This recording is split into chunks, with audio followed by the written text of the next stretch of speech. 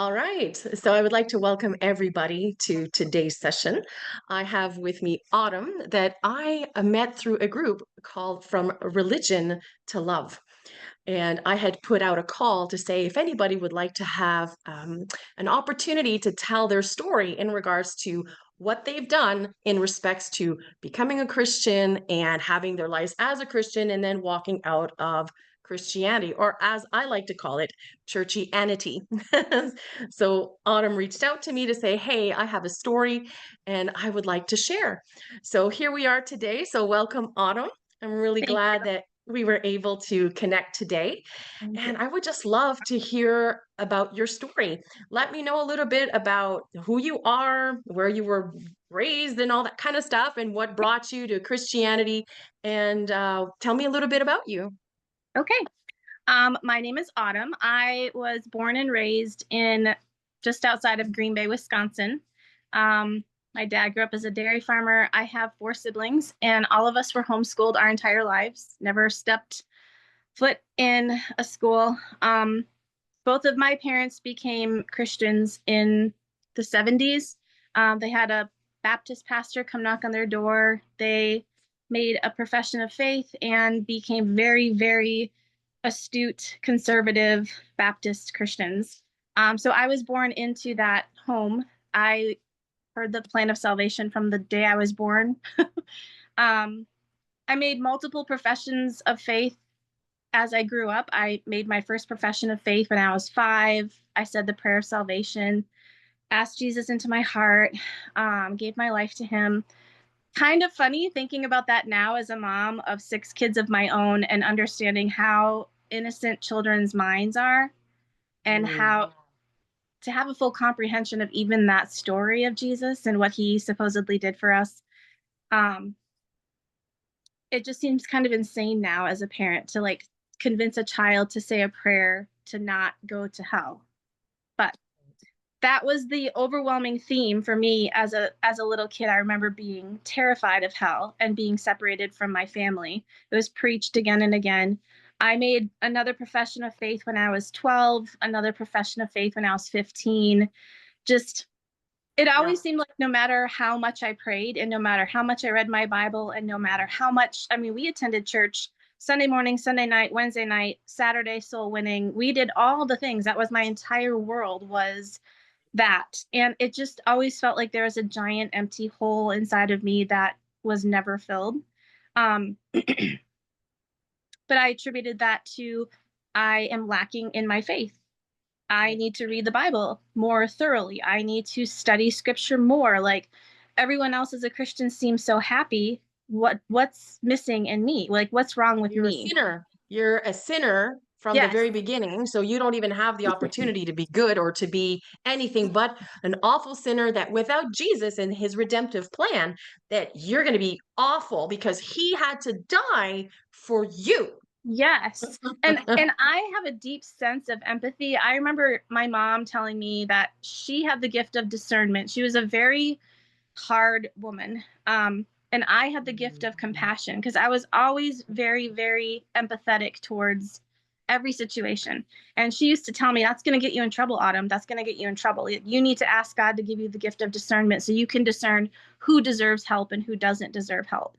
Um, so I just always felt very out of place. Like I didn't fit in. I was never good enough. And we grew up in a very, very strict home. Um, I'm not going to say that my dad picked out the person I was going to marry, but it was kind of one of those situations where I went off to a small Bible college and within 9 months of being at that small Bible college, I was already engaged to a guy who was called to be a pastor. And my parents were like, nothing could be better than this. This is perfect. um, and then we got married. Maybe now I'll be less of a sinner and I'll be more Yeah. fulfilled because that's the whole when Yeah. you're a Christian, that's what you are raised to think like you're going to marry another believer, have a ministry together, preach the gospel. Yep. So what Yeah. better It was better thing than perfect. a Like it pastor? was. Yeah. And I was considered the rebellious child. I was always questioning everything. And so my mom and Mhm. very much wanted me to like get straightened out. And so she was so excited that I was going to marry this pastor, or this young man who was called to be a pastor.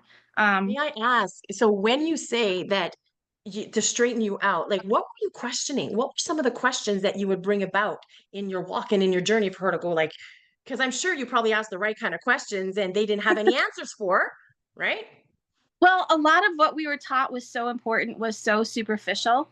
And I know that now, but at the time it was just like harassed and like pounded into us. So I was raised in a home where we couldn't wear pants as girls. Oh, Um, we couldn't cut our okay. hair past a certain point. We couldn't wear sleeveless shirts because showing off our shoulders was sexual. We couldn't pierce our ears. We couldn't wear makeup. Like it was, I always tell people to compare, it was almost like I was raised Amish, but we weren't Amish. But it was such a conservative Baptist, independent, fundamental, King James only, Bible believing, Bible thumping, just like Yeah. cult is what it was. Um, So it was that I was, outside of the scriptures in a sense where you had to not only believe the scriptures, but then also adhere to church doctrine. You don't do yeah, this, you don't do this, you don't do this. So you're checking off all the list of yes, don't. But at the yes. same time, the more don'ts you do, you're like, you feel heavy, I'm sure, right? Oh, Like I know I very did. heavy. Oh yes, the list of don'ts was so incredibly long. You were almost like, what? But what can I do? Like, what is there left to do and to be? Exactly. And it was a control factor in every aspect of our lives. It controlled the music I listened to, the food I ate, what I wore, what I could think, who I could hang out with, who I could associate with. Like every aspect of my life was highly, highly controlled. And and I, as a teenager especially, I began to question, why do I have to dress this way? Why can't I get my ears pierced? Why do I have to wear my hair a certain way? Why is dad the ultimate authority, even though I'm 18 years old, 19 years old? Like I'm a legal adult. And my parents would say, oh, no, you're not. As long as you live under this roof, we are your ultimate authority. And my mom would say things like, God talks to me and he tells me what you're doing. So even when I'm not around, I know. And it seems really silly now to think, but even But as an it's 18 and scary 19-year-old, I thought God and my mom had this secret code relationship. or something that I dare not do anything against my parents. I was taught to honor my parents, and I love my parents, but Yes, of they course. mixed honor with obedience, and it was, even as an adult I had to obey them. And so it was very difficult, and my questioning was me saying, why do I have to keep doing all these things? And so I was a Well, rebel it's because of that. well, you were under a control. Like it was, first of all, you're an awful sinner that needs somebody on the outside of you to save you. So you're already a victim. Yeah. Next, you need authority over you. Like, don't get me wrong, I think in the parental mind frame, you children do have parents that are above them, that there are the authority, they're supposed to love them and rear them and teach them in the ways that they should go, right? Yeah. Like that's what the Bible does talk about. But at the same time, not having to go over the child's will and to say and assert dominance. And that's what was happening to you. They were Yes. asserting dominance over you. So not only is you're an awful sinner and then you need something outside of yourself, now you need to get the approval of your parents. So approval of Jesus, first of all, then God the Father, and Yep. then it's the parents. And not only that, now the church. So now it's compounded. So now you're trying to figure out within your own internal compass of how to behave. And everywhere you're going, you're awful. Yep. Basically, yeah. I struggled with major like self-doubt, self anger towards myself for never being perfect enough. I actually, it's funny that you would say that, because I just had this conversation with my husband a couple days ago. um I play the piano and the organ, and I play the organ for a really small local little church because there are no organists anymore and they need the help. And I was telling my husband, I put so much pressure on myself, even as a woman, a grown woman now with grown children. I still find myself having such anxiety because it was so put upon me as a child that nothing is acceptable unless it's perfect. Like there were no allowances Gosh. for error or mistake or growth. It was like you have to be perfect all the time.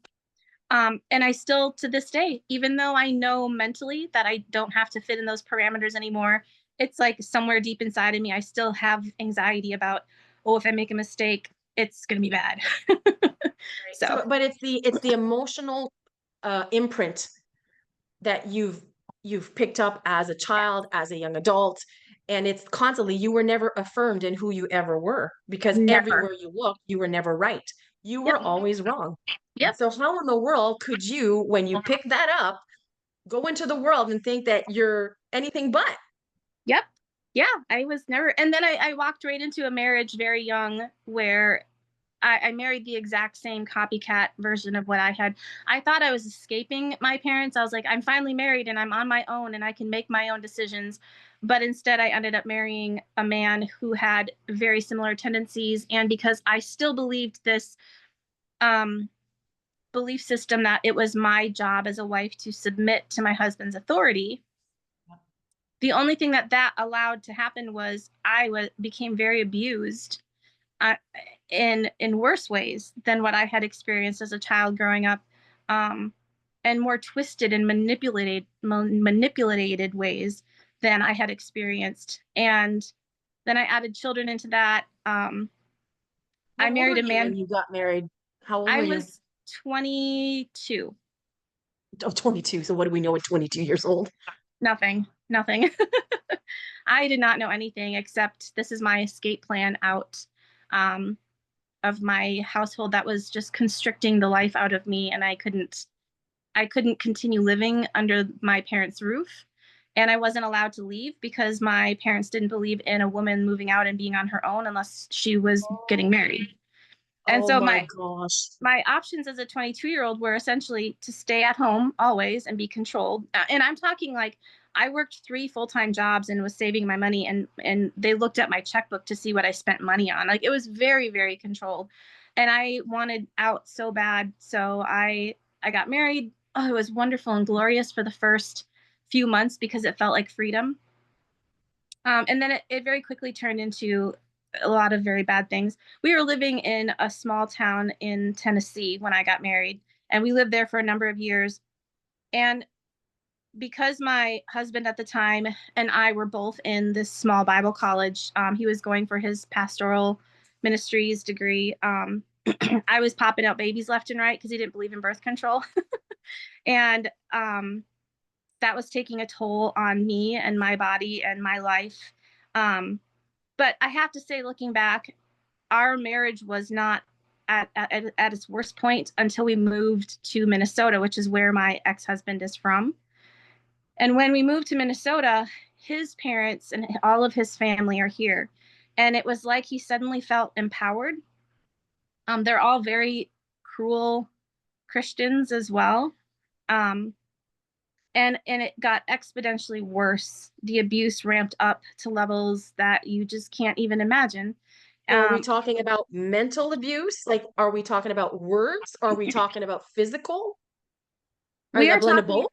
we're talking every facet of abuse you can think of. The physical abuse was always very he made sure to never leave a mark on me that could be seen, but he had a very bad temper, and if I questioned his authority, he would punch a hole in the wall next to my head or throw something glass at the wall where I was standing, and glass shards would shatter into my leg. I, to this day, have broken cervical bones in my neck where he slammed my head against the wall repeatedly. He's a big man. He's 6'5". I'm 5'4". So he's a large individual, and so yes, he would physically assault me. He would mentally degrade me, and he would spiritually use scripture to get what he wanted from me.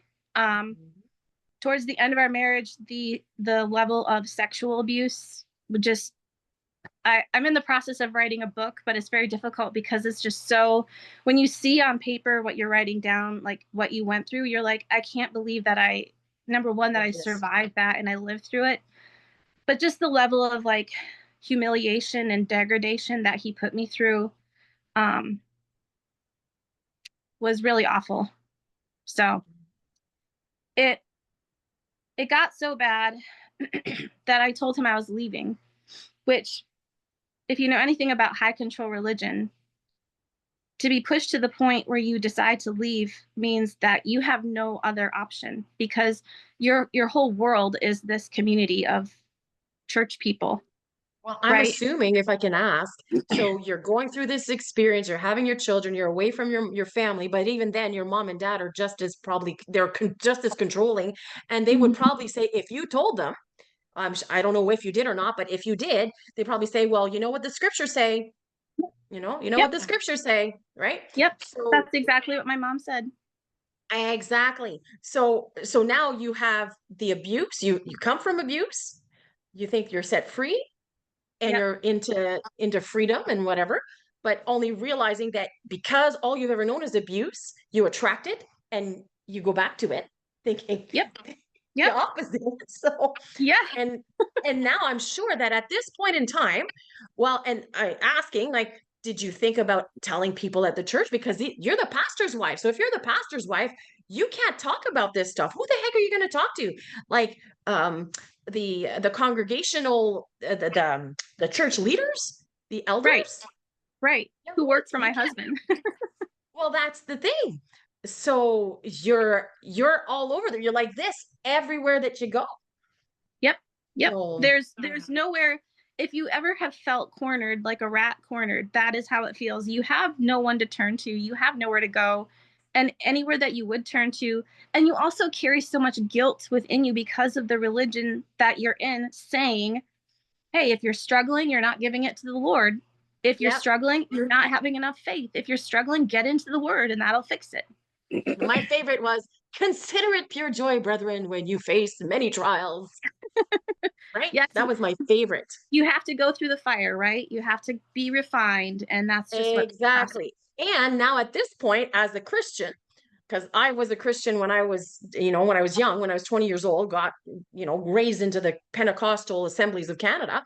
Yeah, And that you pick up, I was a Bible reader, Bible believer, and all kind of stuff, but you pick up the religious ideologies of the church denomination in which you're in, yes.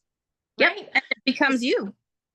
Exactly. So, and then because you're a Christian, it's the us versus them, saints versus sinners, even though we still Yes, believe that we're sinners.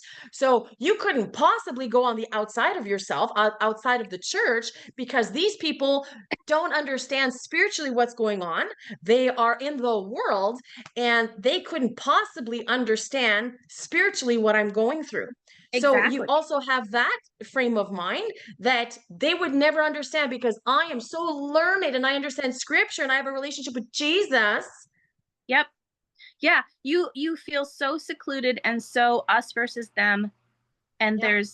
it's like living in a whole different world, and once you escape it or you leave it, you just see everything so completely different. It's mind-boggling. And did you find like it gives you the illusion of life, but it brings you death. Yes. It's Yes. the illusion of truth, but it's a lie. Like, don't get me wrong, there's a lot of stuff in Christianity that is good and is pure and is whole. Like, there are good things, but the overall is not what it seems. There's a great deception within it for sure. Absolutely. So now you're at a place, you're how many years into your marriage now, when you I was finally about decide? I was about 12 years into my marriage at that point. So you're 32 years old at this point, give or take. Oh, no, you're 34. You're Yeah, 34. How many children do you have? I had 5 children. And how old was the oldest and how young was the youngest at this point? The oldest was 11 and the youngest was 2. Okay, so so Very now you're at this point. So what's going on in your mind? Like, and what did you do? um I reached a point with the very many different forms of abuse I was experiencing. Um I think the sexual abuse is what became so intolerable that I couldn't function. I was the church pianist, I was the nursery coordinator, I had so many roles in the church and the ministry, and every Sunday I was watching my husband get up there and preach and put on a performance talking about how God forgives, and whenever he felt like I was not aligning with what he wanted, he would like look right at me while he preached, almost like he was directly preaching from God to me. Yeah. And the ick factor was so big, I couldn't do it. And I essentially stopped going to church. I came up with every excuse. I'm sick, my kids are sick. I just stopped because I couldn't do it anymore. And then he got um performance anxiety. He was like, everyone's going to know something's wrong. You can't just not come to church. You have a role to Of play. course. Yep. And then Exactly. he used guilt. He was like, you're hurting the church body, and even though you're being selfish right now, Autumn, you have to figure out a way to move past whatever your feelings are, because you're just a woman and you're being emotional and you're letting your feelings rule instead of logic and reason, and you're not giving it to God. And it was like an onslaught of words from him that was just pure manipulation, and I was exhausted. I was mentally exhausted. um I ended up going to therapy. And I remember telling my therapist when he asked me, were you ever suicidal? And I said, no, I was never suicidal, but I was apathetic to life. I didn't care if I lived or died. I didn't care about my reputation. I didn't care about anything anymore. It was like I had nothing left to give, even to live. Um, so the day came where I told him in a safe place. I actually did it at his parents' house when we went for a Sunday afternoon lunch. I pulled him aside and said, I'm separating from you because, sorry, I have to plug my phone in. It's starting to go. Um, I said, I'm separating from you because I can't do this anymore. The hypocrisy, the lies, the church stuff, everything, I just can't. And he took it really well. Um, Sure you he did. was like, okay. And I was kind of shocked by that. Yeah. But it was only because we were in front of his family that he Yeah, didn't he had blow the up. performance. That's right. Of Yeah. course. He has to look like he has it all together, right? Yep. And then later on that night, we um, got into it, and he was a big fan of guns, and he pulled out a gun and said he was going to kill himself. He locked himself in the room, and I heard the gun go off, and I was like, oh my gosh, he had done this many times. He's very dramatic. I'm gonna just kill myself if you ever try to leave me. And I believed him the first few times, and then it got old really quickly. So this night I Goodness. didn't really take it seriously, and then I heard the gun go off. Um, and I was in shock. I was like, "Oh my goodness, he did it. I can't believe this." But then he came out of the room with the gun in his hand. And my first thought was, he didn't have the guts to take his own life, but he'll kill me. I don't know why I thought that, but I was like, he's going to kill me. And I took off running um, out of our house. I called a friend, and she sent the SWAT team to our house. Our house was surrounded by police, and he got arrested, taken to jail. But that was like the night that my whole world came crashing down, because we lived in a very small town where everyone knows everyone. My husband is a pastor. Every police officer in the county was at our house that night, and so I knew it was going to get around very quickly. And I had no capacity to deal with, how do I talk about this? How do I explain what's been going on?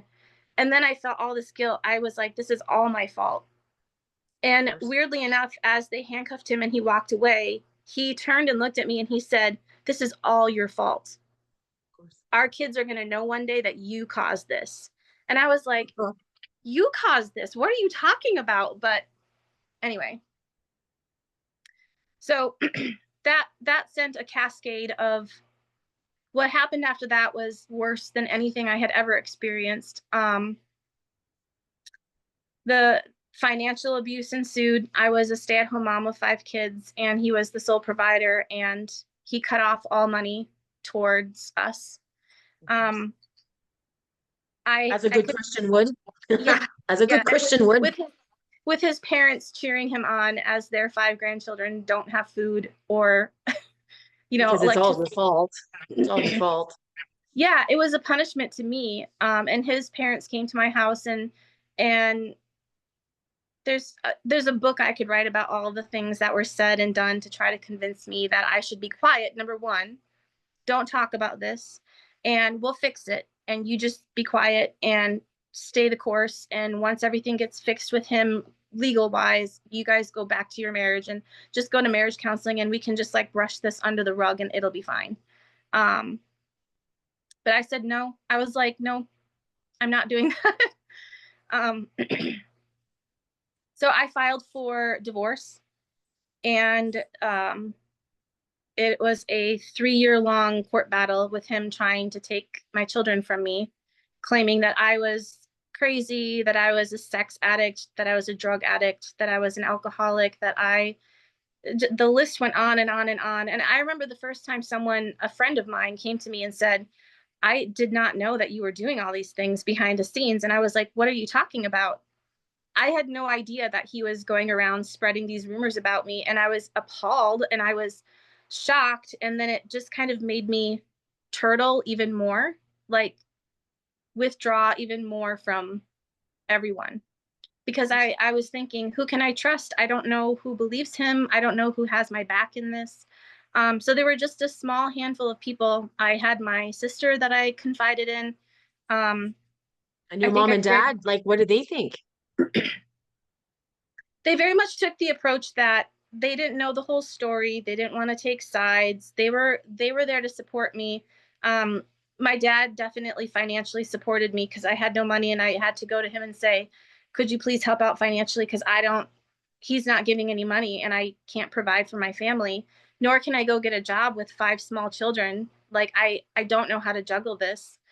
um my dad is a very compassionate man, and he was like, yeah, we'll help any way we can, but they very much didn't want to be involved in it. They were kind of like, la la la, we don't know what's going on and you guys figure it out. So Well, they're baby boomers too, right? Baby boomers like are a different generation. They were raised a little bit differently. Then they were yes, religious on top of that. So yes, thank you you have for to meet saying people that, where they're because at.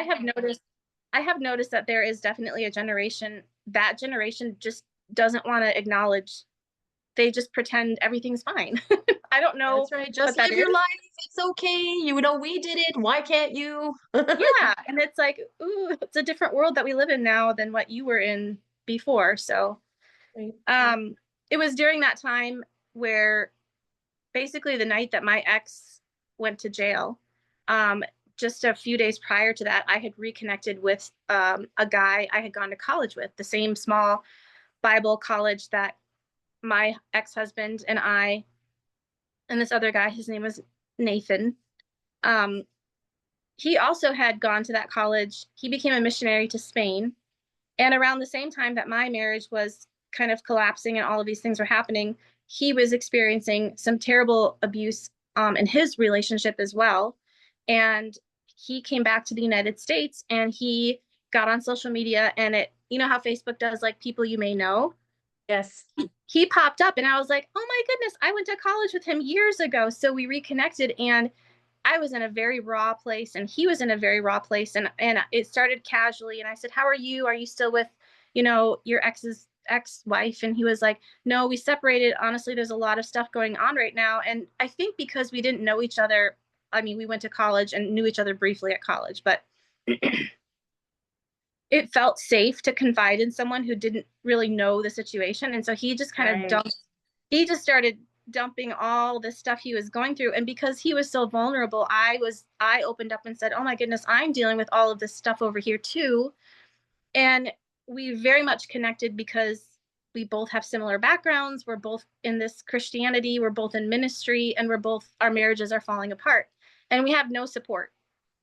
And so he was down in Alabama when this communication started, and he moved up to Minnesota within like 6 months just to be near me and help me and my kids, because we were essentially homeless. My ex stopped paying our rent and we had nowhere to go. And so Nate helped us find housing. Nate helped us. He got a job. He started financially providing for my children, and I got a job. Um, and we stuck it out together for the next 3 years as all of these allegations were flung.